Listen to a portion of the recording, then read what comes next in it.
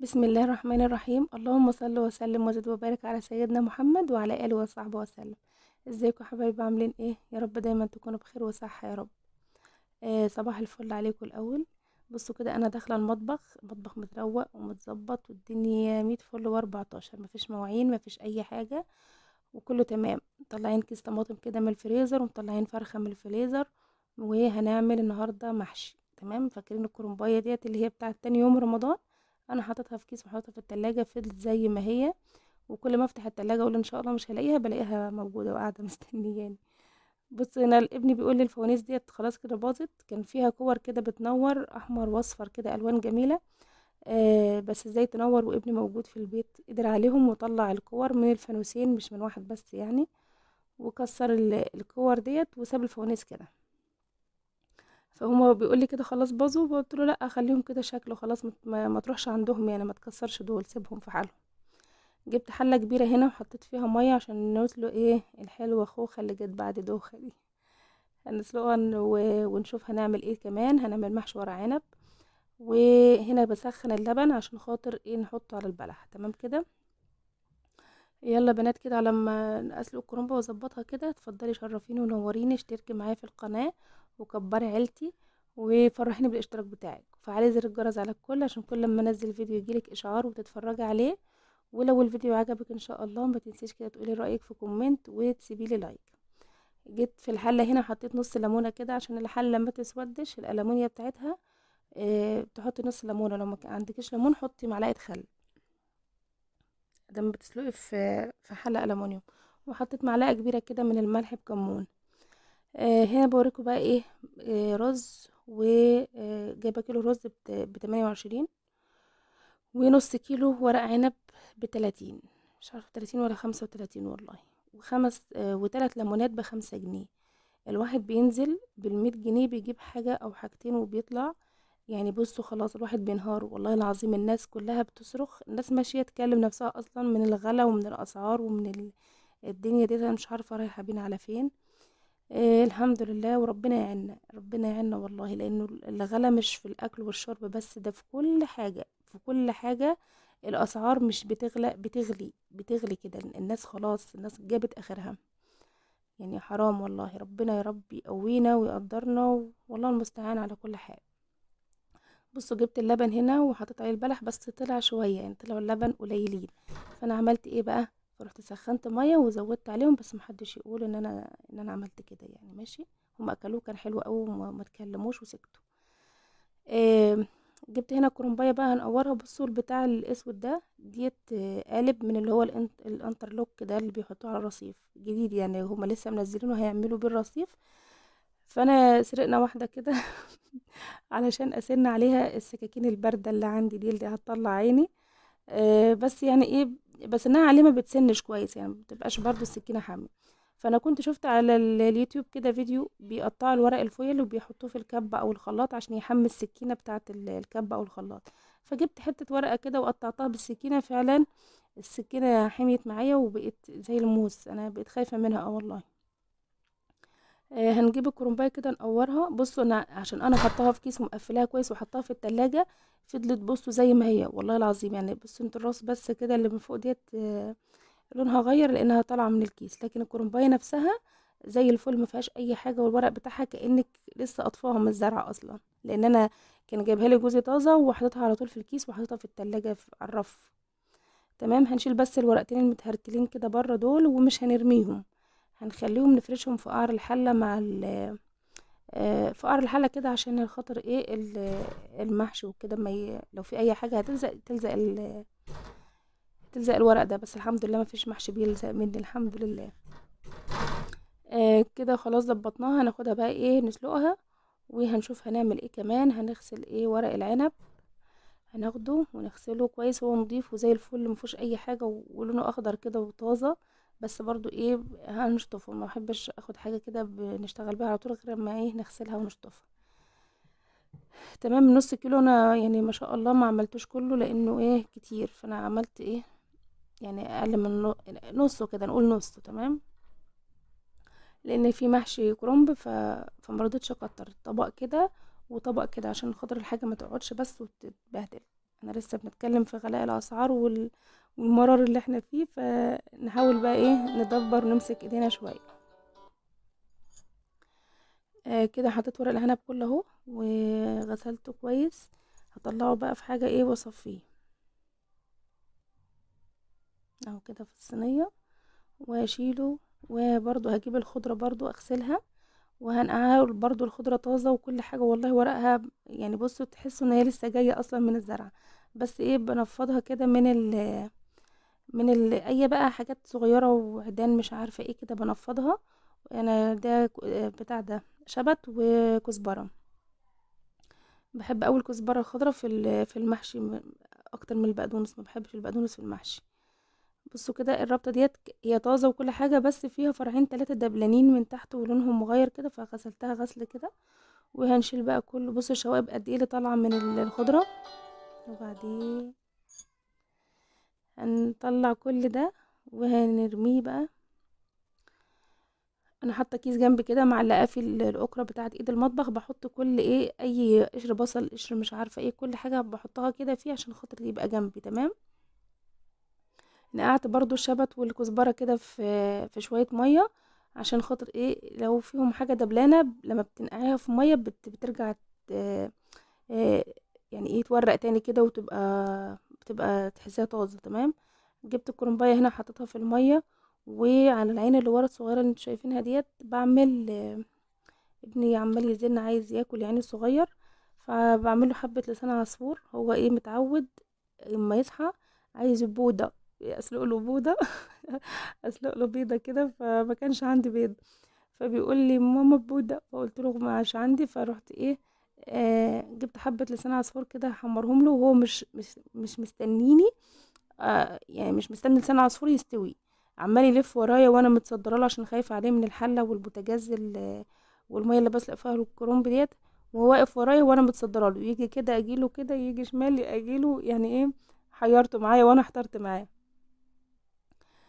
بصوا بقى كده الكرنبايه زي ما هي بسلقها وبحط زي ما هي بقى اللي بتتسلق بحطها على وشها هنا مثلا نص دقيقه، وبرجع اقلبها على الناحيه التانية نص دقيقه بس كده، او دقيقة كاملة تمام. وبعد كده ايه الورق بيستوي معاك وانت بتبقى بحب امسكها بايدي، يعني هي سخنة كل حاجة بس بحب امسكها عشان اشوفها استوت كويس ولا لا، اتسلقت يعني كويس ولا لا. هنسلق كده كل الكرنباية، بس مش هسلق في المية ديت ورق العنب، هغير المية بتاعته.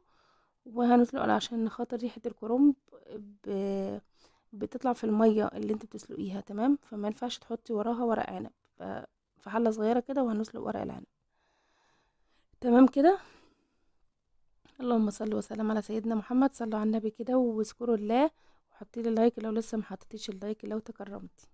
كده خلصناها كلها اهي. هنشيل بقى. انا بصوا كده قلت لاختي تعالي شيليه عشان خاطر هشيل الحله من البوتاجاز، فانا خايفه منه بيكعبلني حاجه كده بتكور في الارض صغننه، فقلت لها شيليه. هنا اخر ورقتين اللي انا قلت لكم هخليهم غسلتهم بس كده في الميه السخنه، مش عايزه اسلقهم، فيعتبر غسلتهم بس كده في الميه السخنه. لسان العصفور هناك قرب يستوي اهو. وهجيب حله دلوقتي عشان نحط فيها، عشان اسلق فيها ورق العنب، حله صغيره بقى على قد ورق العنب كده. هحط فيها برضو نص ليمونه، وهحط عليها اللهم صل وسلم على سيدنا محمد، معلقتين زيت كده 3 عشان خاطر ايه بيدي لمعه لورق العنب وبيخليه كده مزبت كده فاهمين. وملح ابيض وبس، يعني ملح ابيض وزيت وبس كده ونص ليمونه وخلاص. وهسيب الميه تغلي وبعدين هسلق ايه، وبعدين هجيب ورق العنب هسلقه. انا هو بص واقف جنبي ومش راضي يسكت. هوريكم دي دلوقتي هوريكم دي بصوا. يعني انا شايلاه وهو خايف من الحاجه السخنه يا قلبي، فيفتكرني انا شايلاه يعني عشان او اخوفه بالميه السخنه. يعني بقول له هو لسه بيستوي اهو. كده خلاص استوى اهوت. هغرف له بقى واروح اكله ونرجع نسلق الكرومبه بتاعتنا. قصدي ايه نسلق ورق العنب. الكرومبه روشتني من كتر ما انا كنت بشوفها في التلاجة الاسبوع اللي فات فروشتني. اللهم صل وسلم وزد وبارك على سيدنا محمد. بس كده اهو هنسلق ايه ورق العنب. ورق العنب ما بياخدش وقت زي الكرنب، اللي هو ايه يعني بصي 30 ثانيه يعني تحطيها كده وتقلب استغفري 30 مره وانت واقفه بتسلقيها كده وتطلعي، يعني على حسب بقى ايه الكميه اللي عندك. هو نص دقيقه بالظبط وتطلعيه تقلبيه كده كويس. اول ما لونه هيغير من اللون الاخضر هيبقى لونه مصفر شويه كده، تطلعيه عشان ما يتهريش ويبقى ايه يتقطع منك وانت يعني بتحشيه. هنا لقيت لوبيايه خضراء، مش عارفه لوبيا ولا فاصوليا ديت، بس هي رفيعه كده، فلقيتها لونها اخضر جامد مش راضيه تعمل، فقلت لا دي مش ورق عنب. بس كده ادينا خلصنا كل الكميه اهو، مفيش يعني كل الكميه اللي عملتهم ممكن دقيقه ونص وانا واقفه كده وكنت خلصتهم. هنعمل ايه كمان؟ انا كده كنت مقطعه الفرخه ونقعها في ميه وملح معلقه ملح ومعلقه سكر وميه، تمام. وكنت مقطعه الفرخه ونقعها فيها في المحلول ده عشان خاطر ايه بيطر الانسجه بتاعتها وكده، عشان خاطر تستوي معايا بسرعه، لان بقول لكم داخله المطبخ من بعد العصر. احنا صلينا العصر ودخلنا دخلنا نعمل الاكل، لان ايه انا بصحى الصبح، يعني احنا بننام من بعد صلاة الفجر، بنام لحد الساعة 10. بنصحى 10، ما ابني الصغير بيصحى بقى بفضل صاحية معاه نصلي ومش عارفة ايه ونلعب شوية انا وهو. وبعدين الظهر بيأذن، بصلي الظهر بنفضل نقرأ شوية قرآن. وبعدين هو دخل عايز ينام، فانا دخلت انيمه، نمت جنبه شوية. صحيت بقى على ايه على الاذان بتاع التليفون. بنتي كانت قاعدة تقرأ في المصحف بره، تقرأ في المصحف، فلما سمعت الأذان داخلة عشان تصحيني، كنت أنا بقى صاحية وطالعة من الأوضة، فبقينا بقى نجري بقى، صلينا العصر بسرعة جري كده وإيه دخلنا نشوف اللي ورانا ايه. هنا عملت الخلطة بتاعة الفراخ زي ما انتوا شفتوا، قطعت 4 طماطمات على بصلتين، نص قرن فلفل حامي وقرن فلفل رومي، وايه تاني، وزيت وخل معلقة أو معلقة. والتوابل بتاعتي من 7 بهارات حطيت معلقة وبابريكا، نص معلقة بابريكا، ونص معلقة فلفل اسود، والملح ومكعب مرقة. يعني كل ده حطيته في الخليط بتاع الفراخ، وجبت الفرخة كده حطيتها في الصينية، وزودت الخليط عليها، خليته كتير شوية لاني هاخد الصوص اللي بيطلع من الفراخ ده، بصفيه بعمل منه ملوخية، بزود عليه مية يعني، وبعمل بيه الملوخية بتبقى تحفة تحفة جدا. وجبت هنا كام بصلاية وحطيتهم، بصل الخضرة لما نقعتها في المية رجعت كأنك لسه قطفها من الزرع. جبت بتاع نص كيلو بصل قطعته صغير وحطيته على النار، حطيت عليه 4 معالق زيت كده 5، وحطيت ملح بفلفل وحطيته على النار عشان خاطر نعمل منه هنعمل ايه خلطة المحشي. وانا سويت الفرخة مش في الفرن، يعني ممكن بالخليط ده تسويها في الفرن، وممكن تسويها على البوتاجاز من فوق. بعد ما البصل دبل زودت عليه شفشق طماطم كبير، وحطيت هنا معلقة كبيرة من الثوم المهروس، معلقة حلوة محترمة كده، تمام. وحطيت مكعب مرقة، وحطيت هنا معلقة برضو كبيرة ومحترمة من بهارات المحشي بتجيبها من عند العطار. وحطيت نص معلقة بابريكا، ونص كمون، نص معلقة صغيرة، نص شطة، ونص كمان ايه فلفل اسود، يعني مش نص، ربع معلقة فلفل اسود، لان حاطة شطة وحاطة فلفل اخضر حامي. بصوا انا بودي الريحة عليا. اللهم اني صايمة، يعني انا صايمه بودي الريحه عليا، لانك اول ما بتحط التوابل وتحط التوم، ريحه التسبيكه دي بتقلب الدنيا. انا العماره خلاص متهيألي العماره مستنياني امشي عشان خاطر الريحه اللي انا كل يوم بجوعهم بيها دي. بس انا بظبطهم والله، يعني بظبط لهم الدنيا قبل ما امشي اهو، بخليهم ايه يعني يشموا روايح حلوه الحمد لله. لقيت ان التسبيكه كتيره شويه، فمليت طبق وركنته على جنب، وغسلت ايه الرز، كيلو رز كده، ونزلت بيه على الصلصه، هقلبه برضو نص دقيقه على النار، برضو كل حاجه نص دقيقه النهارده، نص دقيقه على النار، وانت واقفه هتقلبيه عشان يتشرب بس ايه اي سوائل في التسبيكه بتاعتنا. بصوا خلاص كده اهو نص دقيقة وانا معاكم، وطفيت النار. وبعدين هنزل ايه الخضرة بتاعتنا، هقلبها، حسيت الخضرة كتيرة شوية، فروحت ايه قلت اشيل منهم شوية، واخدت رزيتين كده ندوقهم. ما هو يعني على طرف لسانك كده، انت صايمة تمام، بس على طرف لسانك كده هندوقها ونتمضمض بعدها عادي، بس عشان نعرف نظبط ملحنا ونظبط الدنيا. حسيت ان هي عايزة ملح، حطيت ملح، وحطيت باقي الخضرة عشان ايه قلت يعني هو دول هيقعدوا يعملوا ايه، فرحت حطاهم بقى. كده خلاص خلصنا، نطلع بقى في الصالة. بصوا الدنيا متروقة والدنيا تمام ومية فل و14.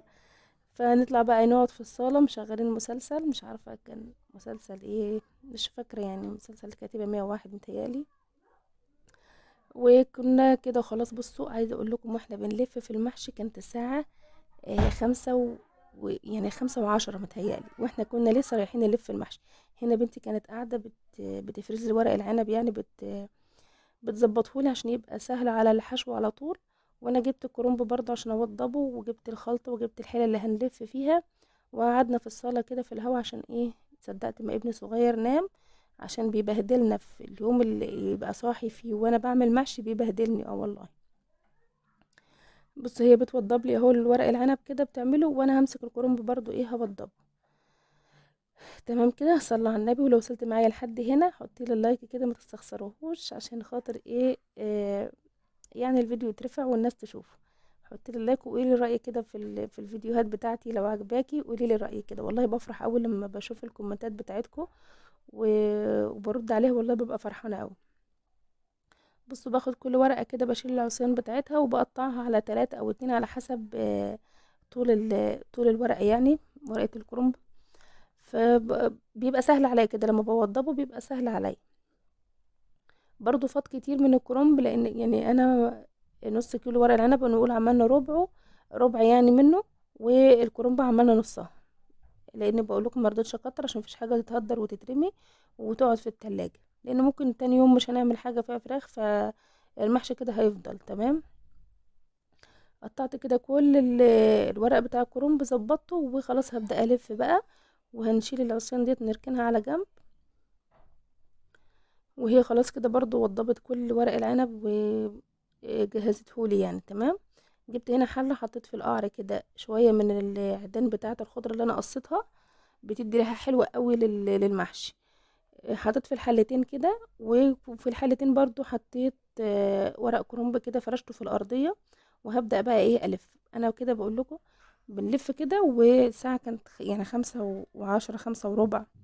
وجوزي بقى دخل من بره مستني ينتهز عليا فرصة ان انا اتأخر في ميعادي في الفطار.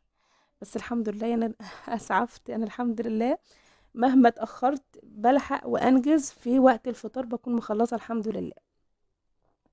يعني ايه، يعني هو على ما صلى فطرنا بالعصير العصير والبلح، وعلى ما صلى المغرب كنت انا بغرف في الاكل وطلعت في ميعادي بالظبط. كان هو بقى عمال يرغي، انتوا عارفين الرجاله، طب ومن الصبح بتعملوا ايه وما لحقتوش مش عارفه ايه. فالحمد لله لحقت وقتي برضو وانجزت في ميعادي بالظبط.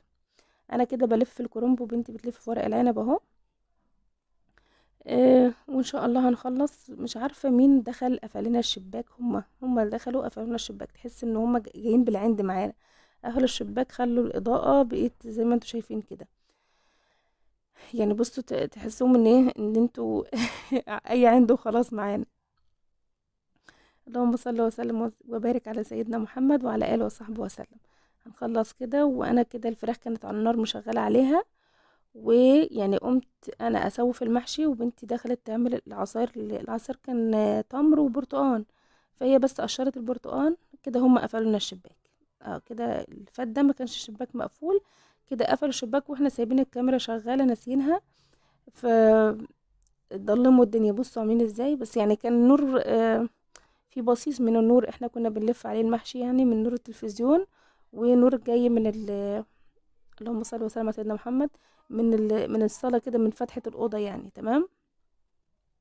كده بص، انا خلصت الكرنب اهو، وبساعد بنتي في ورق العنب عشان ايه ننجز، عشان ما نشمتش حد فينا. والحمد لله انا محدش شمت فينا. جينا هنا على النار، كنت حطيت حله الميه تغلي نص حله كده، وحطيت فيها معلقتين كبار من التسبيكه اللي انا شلتها بتاعه المحشي، وحطيت فيها مكعب مرقه. وكمان ظبطت الملح اهو، حطيت كده مكعب المرقه وظبطت الملح بقى. وايه، هبدا ازود المحشي بتاعي. انا وبزود المحشي عايزه اقول لكم القران كان بدا، يعني قران المغرب بدا يشتغل. هو القران بيقعد من ربع ساعه لتلت ساعه، فيعني الحمد لله. كده بزود اهو كرنب، هزوده وايه، واولع عليه النار عاليه. وكمان هجيب ايه ورق العنب برضو. كده الفراخ استوت. الفراخ انا كده طافيه عليها متهيالي، او هشيلها. هي كده استوت بس لسه ما طفتش عليها. هنجيب ورق العنب برضو هنظبطه. انا هناك حله الكرنب حطيت طبق وغطيتها بالغطا عشان خاطر ايه، آه احنا بنسيبها على نار عاليه لمده 10 دقايق، وبعدين بنهدي النار تمام عشان تستوي براحتها. وبرده كده زودت ورق العنب، قطعت ليمونه، وهرجع برده احط طبق على وش ورق العنب عشان برده ما يتفتحش. تمام كده. هصفي، بصوا بقى الصوص ده كله هصفيه هنا اهو. هو الصوص ده بقى اللي هعمل منه الملوخيه، بيبقى تحفه تحفه جدا، واخد بقى من ايه، من ريحه كل الحاجات اللي احنا خلطناها وحطيناها، وريحه كمان الفراخ. هنا بوريكم بقى ايه الرز قصدي العصاير والبلح، طلعتهم فطرنا، وهو دخل يصلي المغرب وانا دخلت اغرف. بصوا بنتي قالت انا اللي لفه ورق العنب، يبقى انا اللي هقلب الطبق. قلت لها ماشي يا ست، اتفضلي اقلبيه. بقول لها هاتي قماش عشان تعرفي تمسكيه، قالت لا انا هقلبه كده بالطبق على طول. بصوا يعني حاجه كده ما شاء الله، الحله ما فيش اي حاجه، حتى ورقه، بصوا الورقه هي اللي احنا حاطينها في قعر الحله زي ما هي نزلت، يعني ما شاء الله. والمحشي مستوي زي الزبده وفي ميعادنا، والحمد لله، يا رب ما تشمتش حد فينا ابدا. بصوا هنشيل بقى كده العيدان بتاعه الخضره اللي انا كنت حاطاها في القعر مع ورق الكرنب كده، وهنجيب هنا ايه آه الكرنب بقى. بصوا هنا ابني صغير كان هيوقع الستاند وسندناه بالعافيه لحقناه. هفضي كده الكرنب اهو، وادي وعملت بقى الملوخيه وطشتها، بس ايه التليفون كان هيفصل مني فسبت شويه على الشاحن، وقلت الملوخيه انا عملتها كتير معاكم. الاكل شكله يفتح النفس، والمحشي بصوا زي الزبده كده وطعمه يجنن الصراحه. بس كده الحمد لله خلصنا في ميعادنا، وده الاكل بتاعنا النهارده الفطار. والحمد لله، يا رب يا رب الفيديو يكون عجبكم. ما تنسوش بقى تفرحوني بالاشتراكات بتاعتكم واللايكات والكومنتات. اشوفكم ان شاء الله بكره في فيديو جديد، والسلام عليكم.